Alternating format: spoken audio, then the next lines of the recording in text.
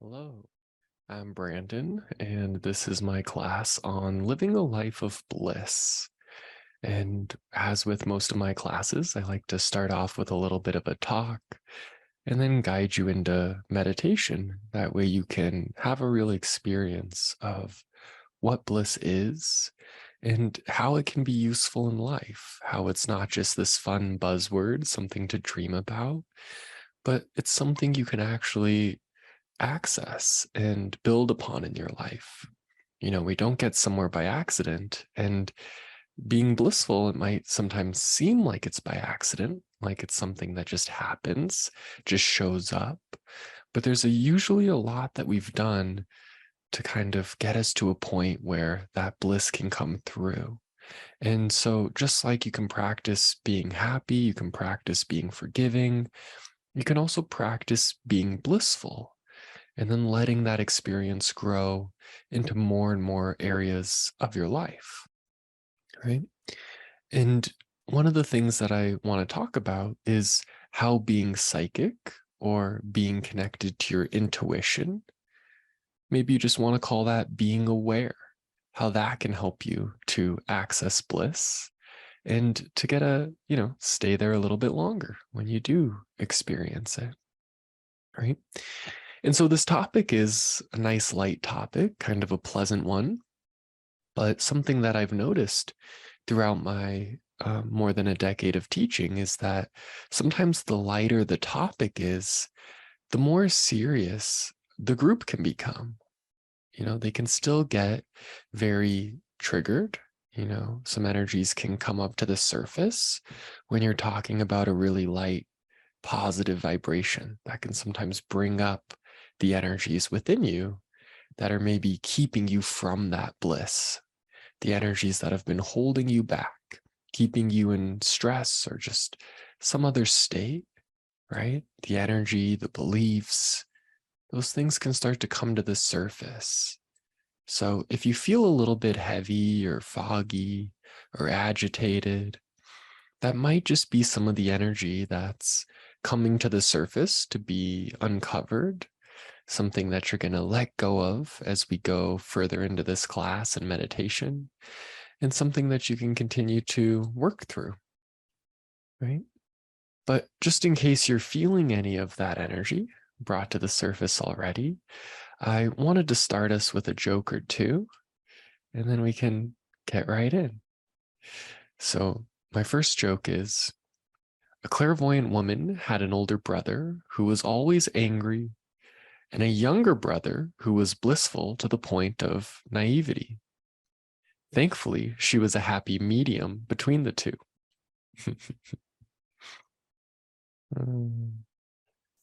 Yes, my other joke is, people ask if ignorance is bliss. I'm perfectly happy not knowing. Yes, those jokes might make you have to think a little bit. But the question is, what is bliss? And how does someone not only find more of it, but also use it as a guiding light in their life, not just as a random experience, right?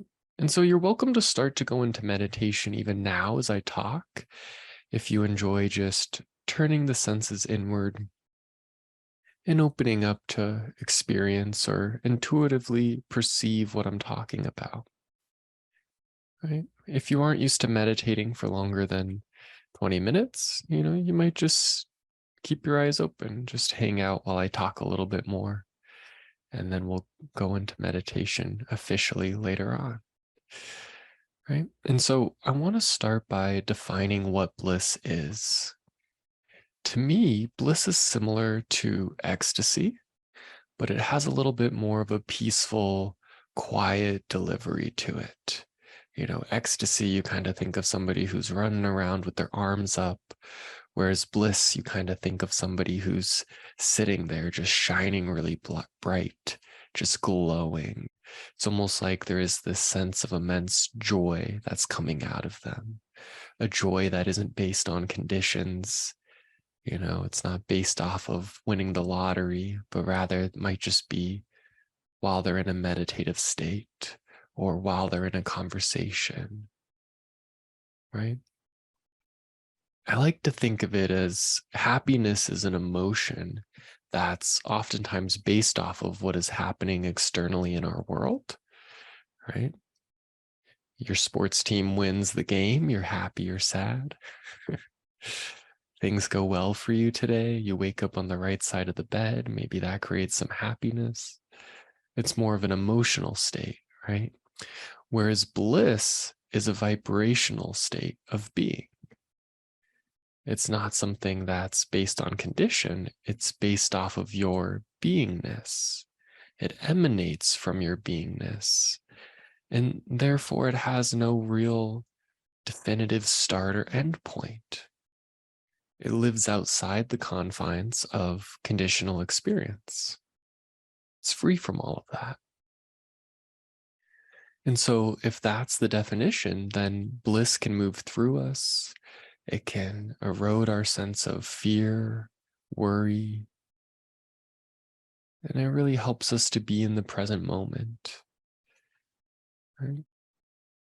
And it might sound like some far off mystical thing, something you've heard about but not experienced. But it's really part of your birthright to be able to experience bliss. And you might wonder, well, if it's part of your birthright, a very natural thing for you to experience, then how come you haven't experienced yet? Or why do you not experience it more often? And the answer to that probably lies in the unfortunate state of the world or the environment around you, right? If we live in a world that's based in the mind and mental thinking, it's ran by ego, that sense of separation, it may be selfishness, then we can get really conditioned to engage in the world with our senses, with our mind, right?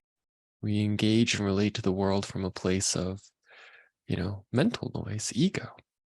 And that can keep us away from experiencing our natural state of being, which is where that bliss is hanging out, waiting for you. It's right around that. It's kind of like who you are is not bliss, but bliss is part of who you are. Just kind of like, the ray of the sun is not all that the sun is, but it's a part of the sun, right? And that's where people start to try to practice mindfulness. You get so busy doing your schoolwork, your jobs, your lives, parenting, whatever. It's a very busy world. And people try to have this mindfulness to bring back some presence, to bring back a natural state of being in the doing, stepping out of the doer and into more of the beer in your life. That's an easy way to start to have a little bit more bliss, even if it's just 1% more, right? That's helpful. So just to sum that up, it's kind of in the doing that there can be kind of more of that stress. And in the being is where there can be more of that bliss, right? And so if you're not already in meditation, let's go ahead and step into meditation now. It's really all I needed to say about it. Otherwise, I'd like to start to move you towards an experience of bliss. And so you can close your eyes and you can give yourself a nice deep breath in.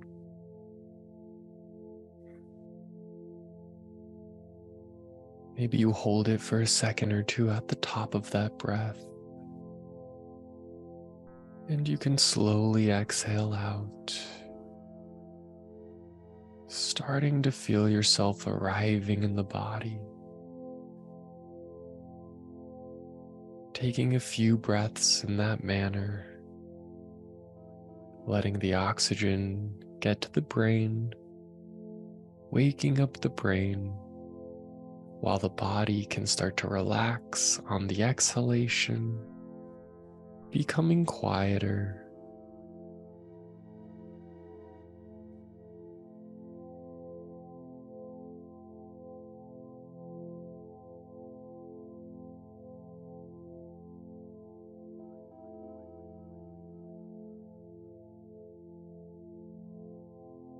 And as you start to find your center,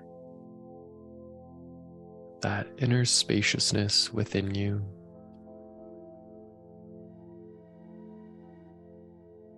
you can contemplate or ask yourself,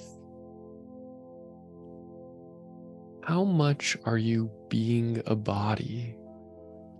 How much are you identified with the feelings, sensations, the bodily functions? How much is that what you're being? Are you 100% being a body? You wouldn't even consider being anything else? Are you 10% being a body? And what I'm trying to get you to notice is there's a difference between being a body and being a soul.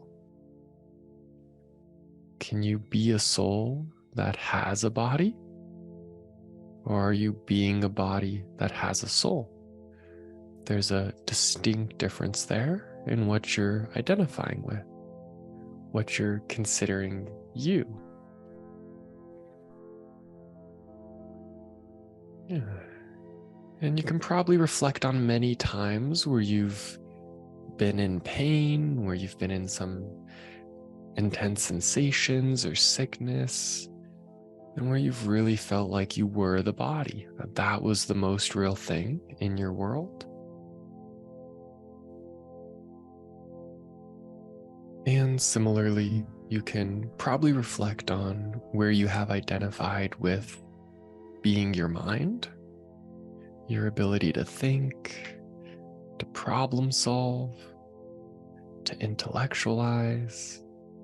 It's probably where most people relate from. And meditation is a way to start to experience yourself as more of the being that you are.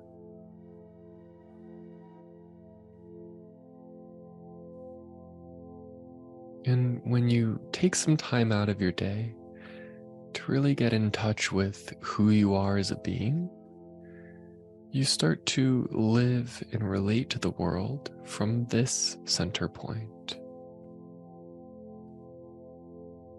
You have some of that spaciousness, some of that beingness that you got to touch into in your morning meditation or before bed. And you got to bring that with you into wherever you go from there. And that might be a step towards living with more bliss in your life. Just in that meditativeness, that spaciousness, not really having to do too much in this meditation other than just be. Can continue following the breath that we started with. The inhalation activating that beingness within, and the exhalation quieting the body.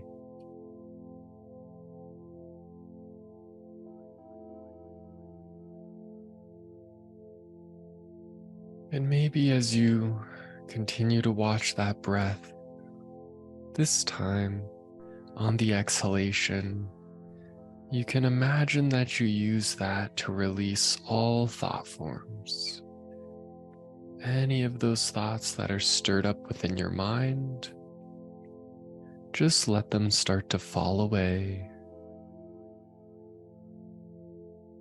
Realizing that these thought forms are just noise reflecting mental images in the mind, stories that you're telling yourself, or that have been told to you about how life is.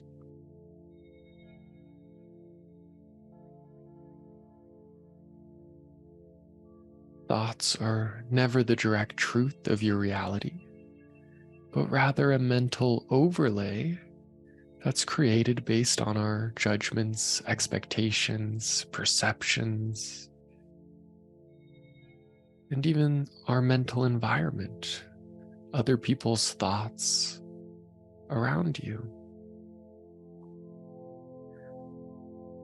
And so as these thoughts arise in your mind, allow yourself to see them as images, as stories,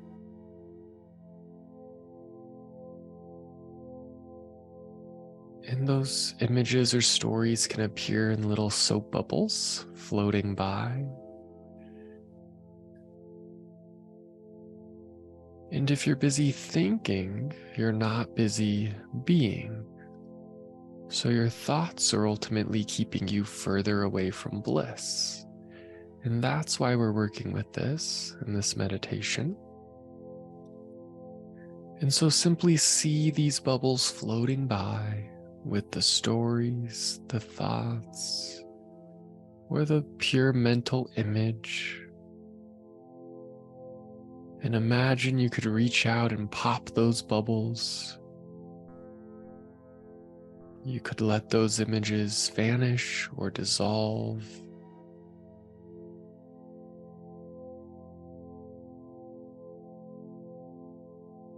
Not necessarily resisting them, just watching and then popping as if they have no negative or positive pull on you. And if your mind starts to drift away from thoughts and moves into sensations and feelings instead, you start to feel a little wiggly or itchy.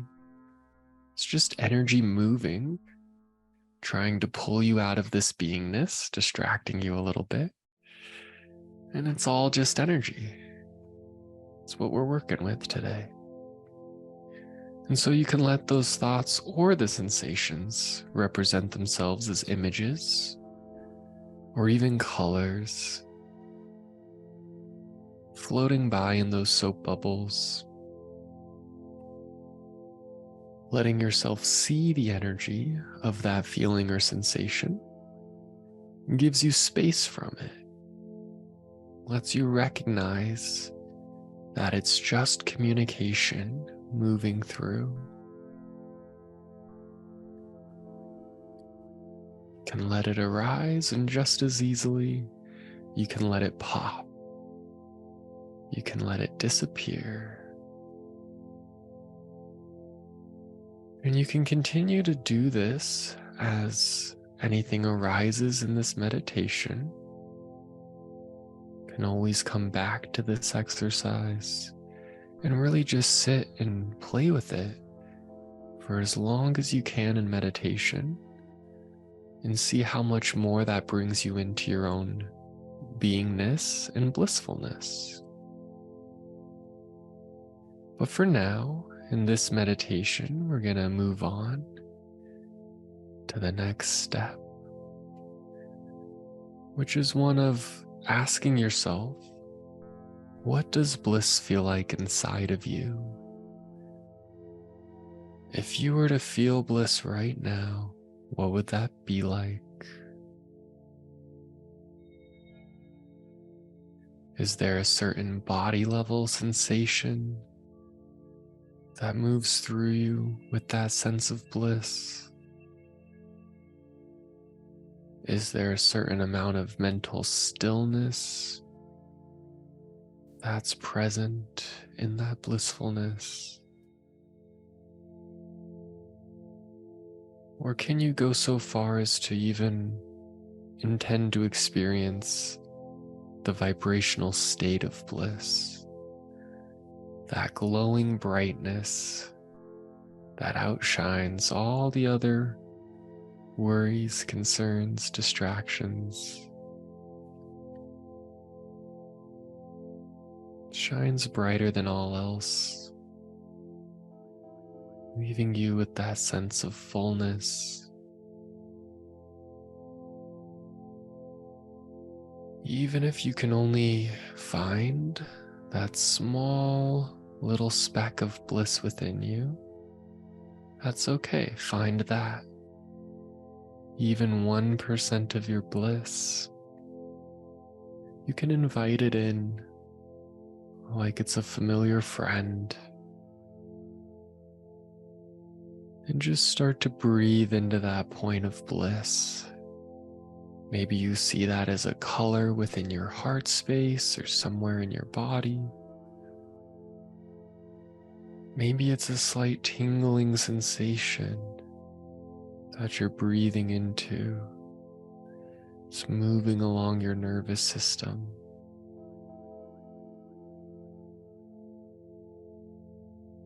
As you breathe into it, start to let it expand into the rest of your body.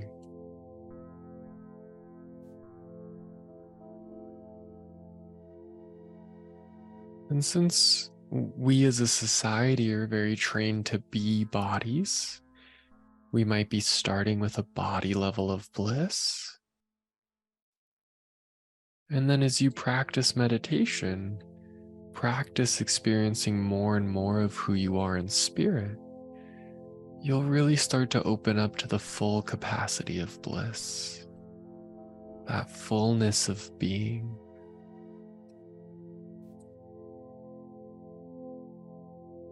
So you can help bring it to that point now by asking yourself, where is your center?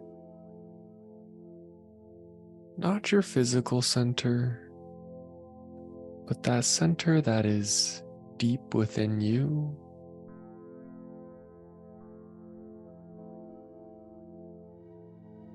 That center that you could know is the center of anything, is the center of everything. It's the same center of all creation. Again, it's not a physical point or center, but a spiritual one. It's where your being resides most brightly.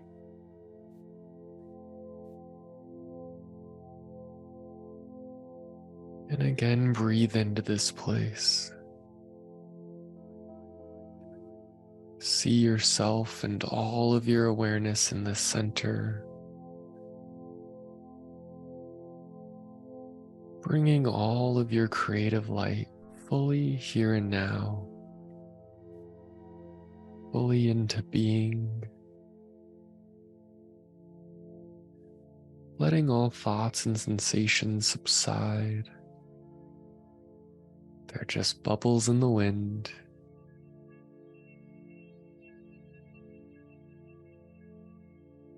Now we can be a little bit intuitive about it. You can ask yourself, what does bliss look like as a vibration, as a state of being? And seeing something for what it is gives you access to it, to knowing it. So, can you embrace that question with a childlike curiosity? See with open eyes. See with your inner eye what color bliss looks like. Knowing that color represents an energy frequency.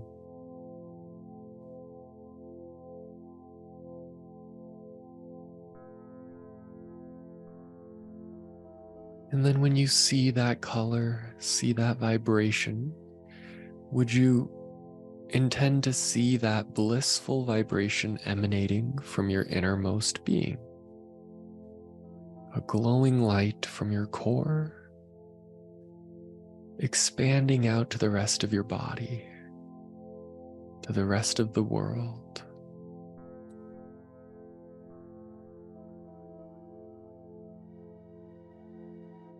Letting that grow brighter and brighter.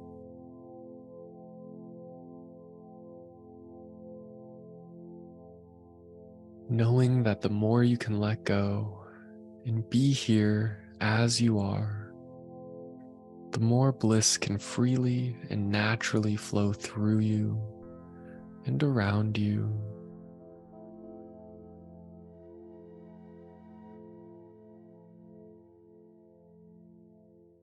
Just letting your experience be whatever it is, whether it's an immense wave of bliss washing over you, or whether you're experiencing the energy that's in between you and your bliss. That's okay too. It means you're moving forward. You're getting closer to being there.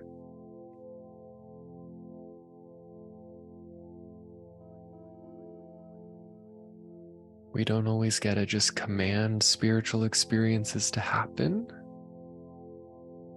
but we can use meditations like this to find where we're holding ourselves back from our own bliss.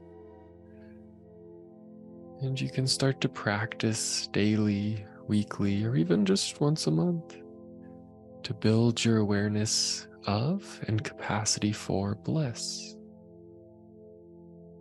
You can start to initiate this energy into your life, not by accident, but through practice.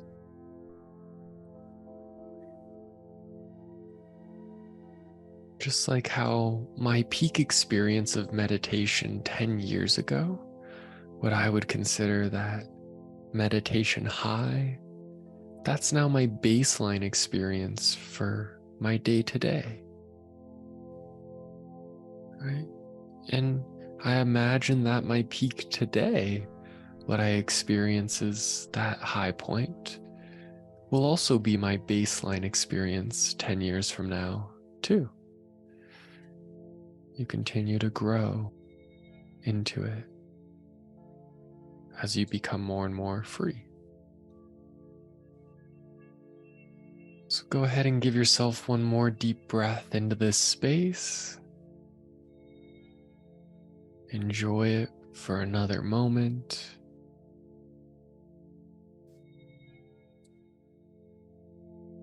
And then we'll wrap up this meditation with one last step. Now that you've seen your bliss as a vibration, that color, frequency, you take that vibration and see it moving through your arms and out your hands, as if you could channel that light. And just imagine one thing in your life you would like to heal, or something you would like to create. You can imagine that that thing is just showing up in front of you, 3 feet out, maybe as a still image. And just let that bliss energy run through your arms, out your hands, and into that still image. Sending that bliss to your healing project or creative project. Just letting the light of bliss shine all around it.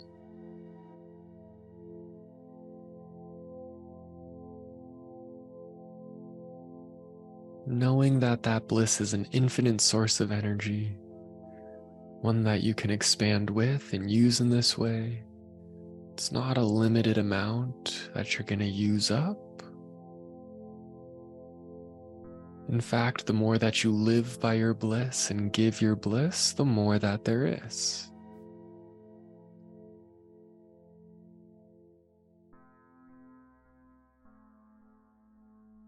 The more that that bliss gets to shine through your heart and into your life, the easier it becomes to tap into it, even in the hard moments. And so take one final moment in this meditation to just complete that healing.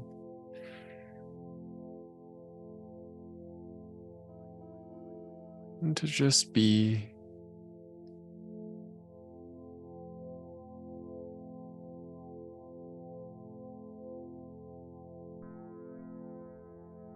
And you can start to slowly come out of meditation, staying in that heightened state of awareness while opening back up to your senses, opening back up to the world.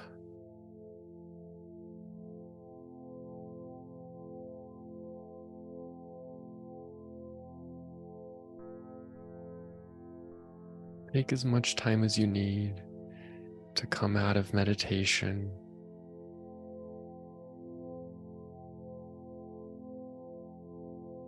And whenever you're ready and out of meditation, I just want to conclude this by saying that I hope you enjoyed it, and that I teach the practice of being psychic because it's a practice that teaches someone how to clear blockages in their energy, to clear up their mind, to be able to choose your thoughts, to choose your feelings, to know more of who you are, and to be able to see that clearly.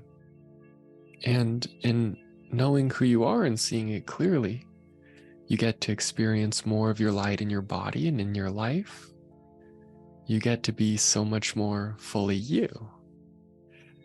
And so being psychic, it isn't always an easy path, but it is a rewarding path. And if that word psychic kind of concerns you, the word psychic really just means as pertaining to the soul.